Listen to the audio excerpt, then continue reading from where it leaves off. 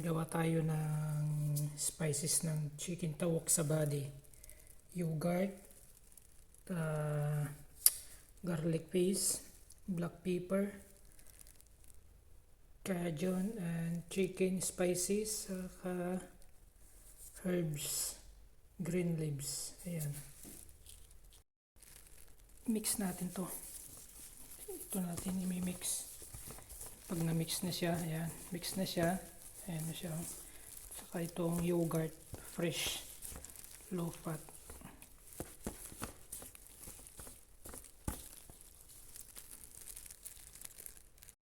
Ayan, na-mix ko na siya ng maayos. Ayan o. Yan yung sa body. Dito natin imamarinate yung chicken breast cubes. Ilalagay yung chicken cubes.